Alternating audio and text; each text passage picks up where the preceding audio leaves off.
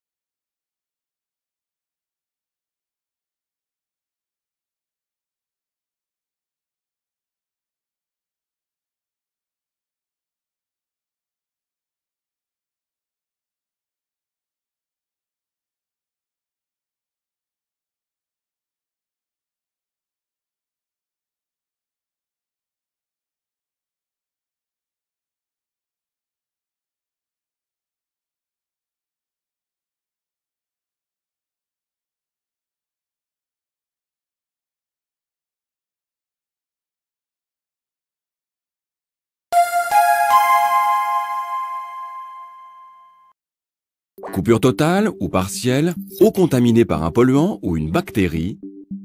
Régulièrement, les habitants de l'archipel se retrouvent dans l'impossibilité de boire l'eau du robinet, devenue non potable, ou se retrouvent sans eau sur des périodes allant de quelques jours à plusieurs semaines.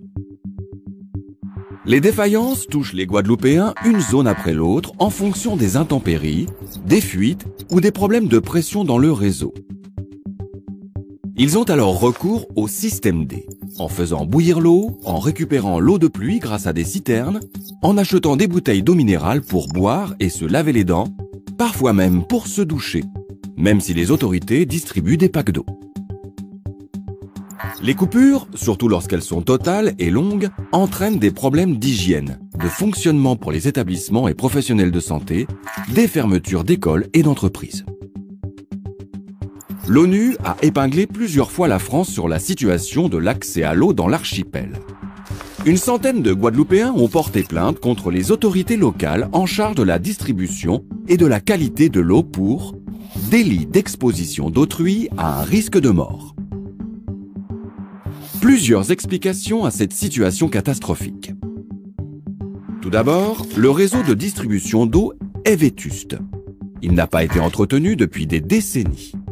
Résultat, un rapport de l'Observatoire de l'eau de la Guadeloupe fait état de 62% de pertes dans les canalisations.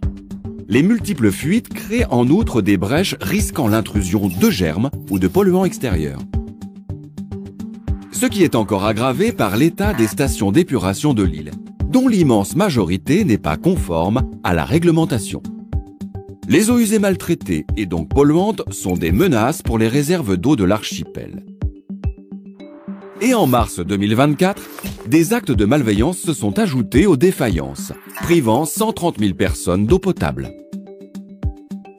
Pourtant, en 2021, les syndicats de gestion de l'eau avaient été rassemblés dans un tout nouveau syndicat unique qui devait prendre le problème à bras-le-corps pour tout l'archipel et, enfin, assurer la mission de service public de distribution d'eau potable et d'assainissement. Mais ce dernier, embourbé dans des problèmes organisationnels et financiers, n'a jamais réussi à redresser la barre. Et plus le temps passe, plus la situation devient critique. Avec le dérèglement climatique, les intempéries, les tempêtes tropicales et les ouragans se multiplient et fragilisent toujours plus le réseau.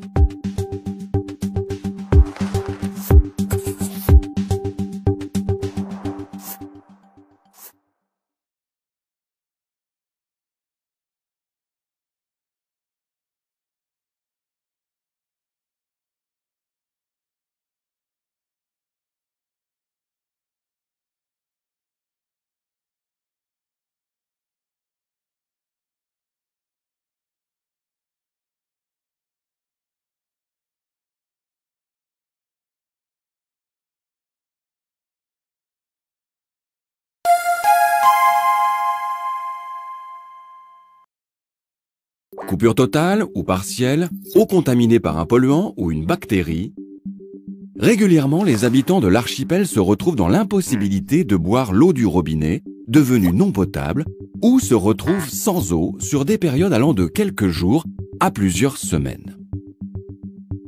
Les défaillances touchent les Guadeloupéens une zone après l'autre en fonction des intempéries, des fuites ou des problèmes de pression dans le réseau.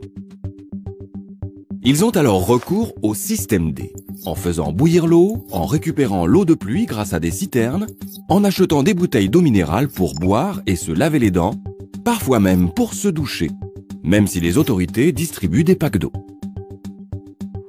Les coupures, surtout lorsqu'elles sont totales et longues, entraînent des problèmes d'hygiène, de fonctionnement pour les établissements et professionnels de santé, des fermetures d'écoles et d'entreprises. L'ONU a épinglé plusieurs fois la France sur la situation de l'accès à l'eau dans l'archipel. Une centaine de Guadeloupéens ont porté plainte contre les autorités locales en charge de la distribution et de la qualité de l'eau pour délit d'exposition d'autrui à un risque de mort. Plusieurs explications à cette situation catastrophique. Tout d'abord, le réseau de distribution d'eau est vétuste. Il n'a pas été entretenu depuis des décennies. Résultat, un rapport de l'Observatoire de l'eau de la Guadeloupe fait état de 62% de pertes dans les canalisations. Les multiples fuites créent en outre des brèches risquant l'intrusion de germes ou de polluants extérieurs. Ce qui est encore aggravé par l'état des stations d'épuration de l'île, dont l'immense majorité n'est pas conforme à la réglementation. Les eaux usées maltraitées et donc polluantes sont des menaces pour les réserves d'eau de l'archipel. Et en mars 2024, des actes de malveillance se sont ajoutés aux défaillances, privant 130 000 personnes d'eau potable. Pourtant, en 2021, les syndicats de gestion de l'eau avaient été rassemblés dans un tout nouveau syndicat unique qui devait prendre le problème à bras-le-corps pour tout l'archipel et, enfin, assurer la mission de service public de distribution d'eau potable et d'assainissement. Mais ce dernier, embourbé dans des problèmes organisationnels et financiers, n'a jamais réussi à redresser la barre. Et plus le temps passe, plus la situation devient critique. Avec le dérèglement climatique, les intempéries, les tempêtes tropicales et les ouragans se multiplient et fragilisent toujours plus le réseau.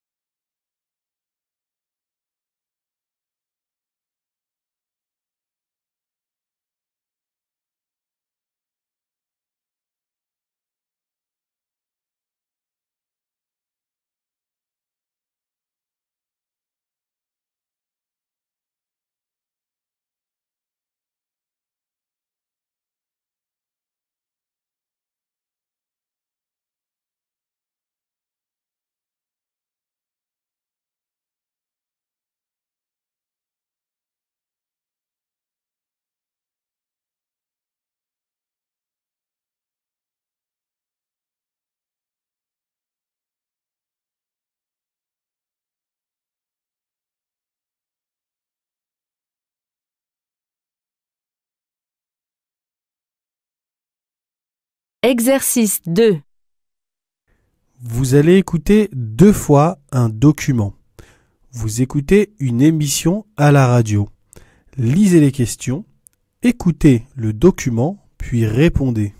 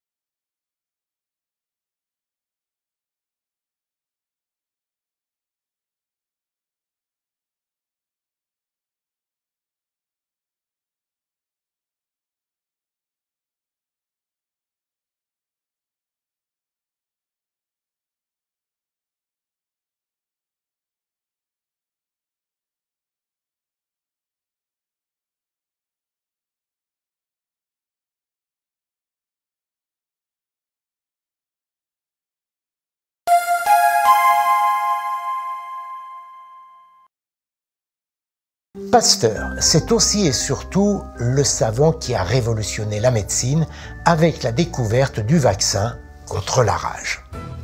4 juillet 1885. Le jeune Joseph Mester, âgé de 9 ans, voit sa vie basculer. Il vient d'être mordu par un chien enragé. Son pronostic vital est engagé, car la rage est une maladie redoutable qui laisse quasiment aucune chance de survie à cette époque. Marie-Angélique, sa mère, est prête à tout pour sauver son fils. Et justement, elle a entendu parler de Louis Pasteur, un savant qui vaccine des chiens enragés. Elle se rend donc à Paris et le supplie de sauver son fils. Pasteur n'est pas contre, mais son assistant, le docteur Émile Roux, s'y oppose fermement. Les essais sur les chiens sont loin d'être terminés, ce serait pure folie de vacciner un enfant. Si l'on ne tente rien, rétorque Pasteur, cet enfant mourra. Il a lui-même perdu 2 filles de maladies infectieuses. C'est probablement pour cette raison qu'il est prêt à tout pour sauver le petit Joseph. Contre l'avis de Roux, il prend le risque d'injecter le virus atténué de la rage à un être humain. S'il réussit, c'est la gloire. S'il échoue, c'est le déshonneur. Durant 2 semaines, Joseph va recevoir une injection quotidienne. Et Pasteur fait face à un dilemme. Si l'enfant reste en bonne santé, comment prouver au monde scientifique que c'est grâce à son vaccin? La rage est une maladie qui se déclenche plusieurs semaines après l'infection. Or, au moment où il est vacciné, Joseph ne présente encore aucun symptôme. Les sceptiques diront que le chien qui a mordu l'enfant n'était pas enragé. Le savant fait alors un geste fou. Il injecte à Joseph le virus de la rage afin de vérifier l'efficacité de son vaccin. Et ça marche. Joseph Mester survit grâce aux anticorps produits suite à l'injection du vaccin. Tenez, le voici pris en photo 50 ans plus tard. Pasteur réitère l'expérience quelques jours plus tard sur un jeune berger, Jean-Baptiste Jupille. L'expérience fonctionne à nouveau. La nouvelle fait le tour du monde. En décembre, des enfants américains s'embarquent pour la France afin d'être sauvés par Pasteur. Puis, c'est au tour de 16 Russes. Face à l'afflux, une souscription est lancée pour construire le célèbre Institut Pasteur. Et devinez où Joseph et Jean-Baptiste ont travaillé durant toute leur vie? À l'Institut Pasteur, bien sûr.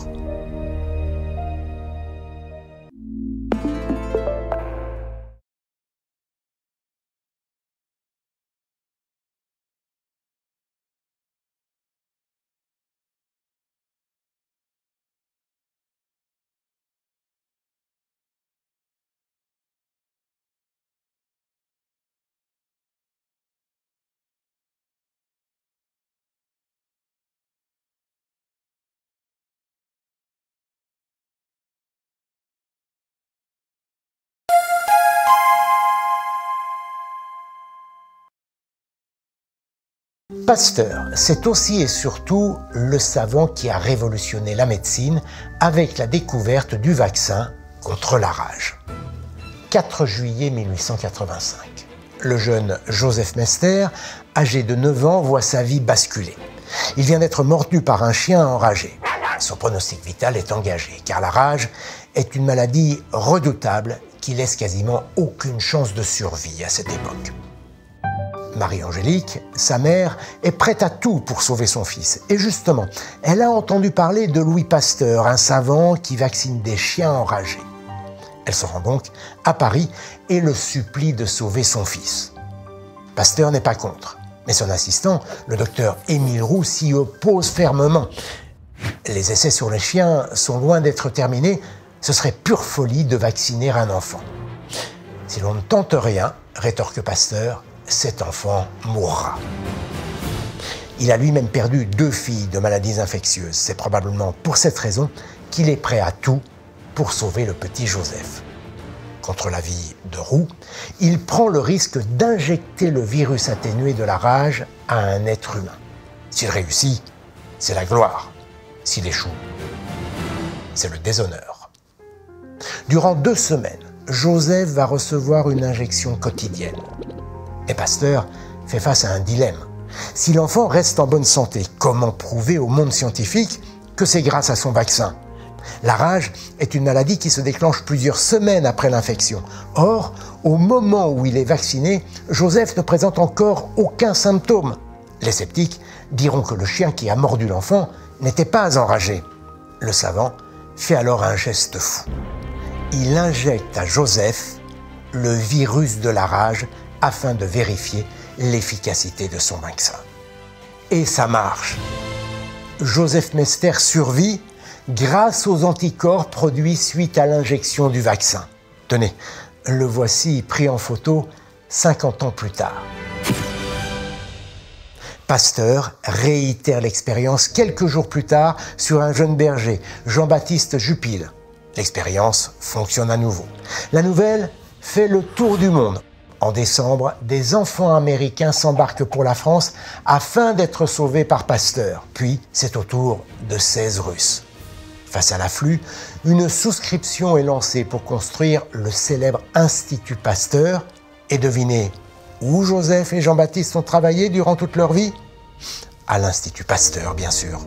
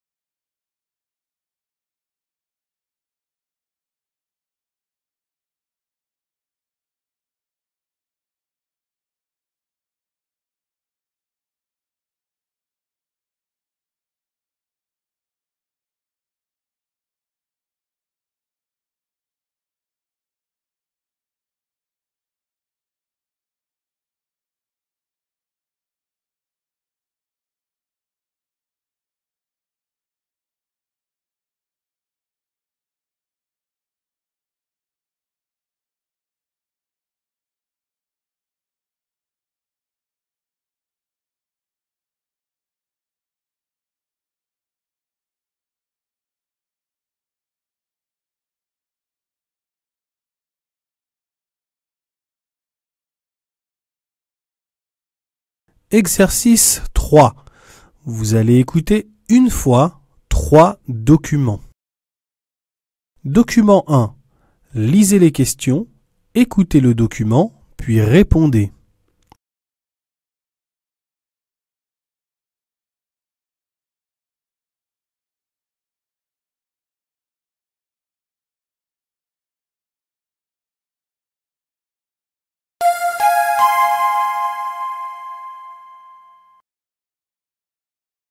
Et puis c'est l'actualité santé du moment, fièvre, toux, le nez qui coule, la grippe n'épargne personne, épidémie dans tout le pays. Et contrairement à ce qu'on pourrait croire, la maladie n'est pas plus virulente cette année, mais elle a une particularité, Yasmina Katou, elle touche davantage les jeunes et moins les plus de 60 ans.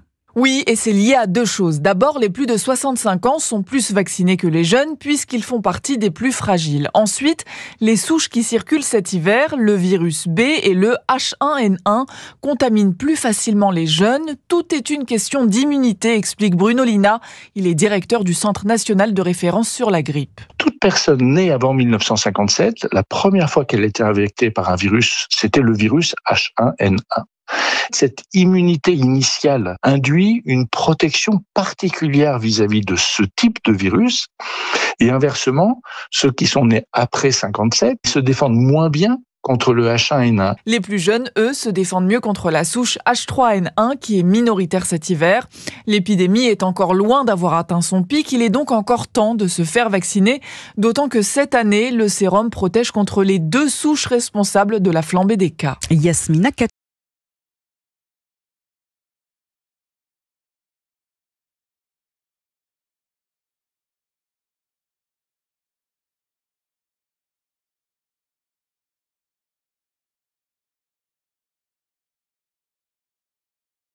Document 2. Lisez les questions, écoutez le document, puis répondez.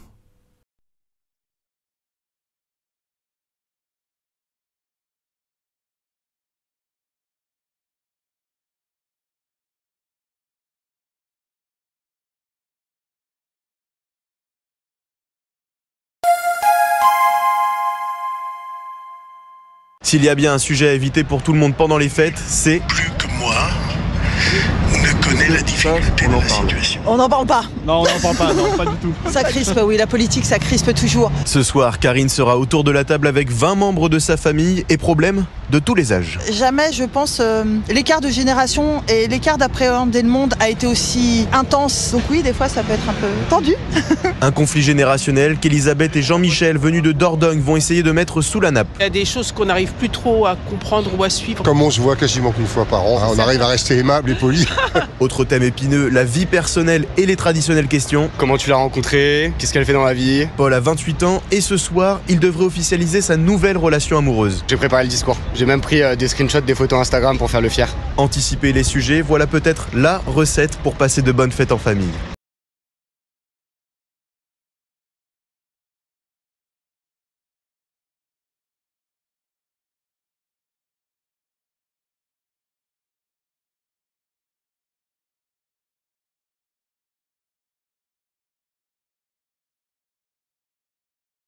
Document 3. Lisez les questions, écoutez le document, puis répondez.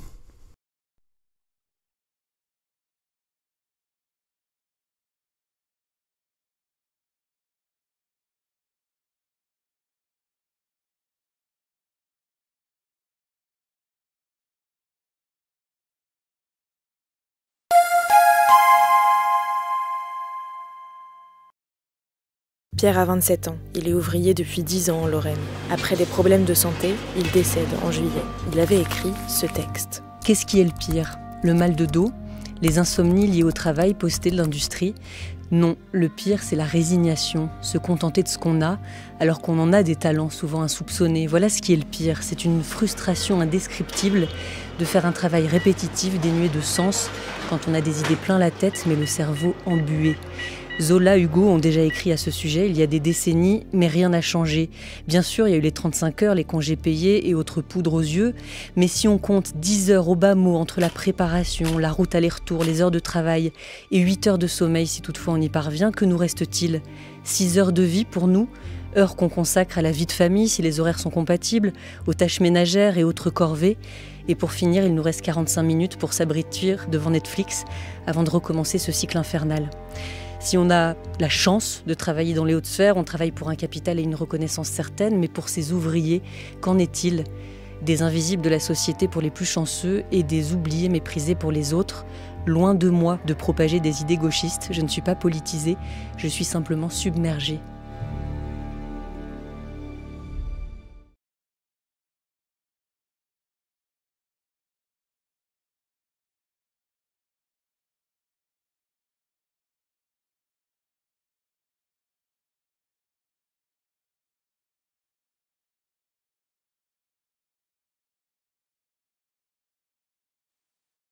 L'épreuve de compréhension de l'oral est terminée. Passez maintenant à l'épreuve de compréhension des écrits.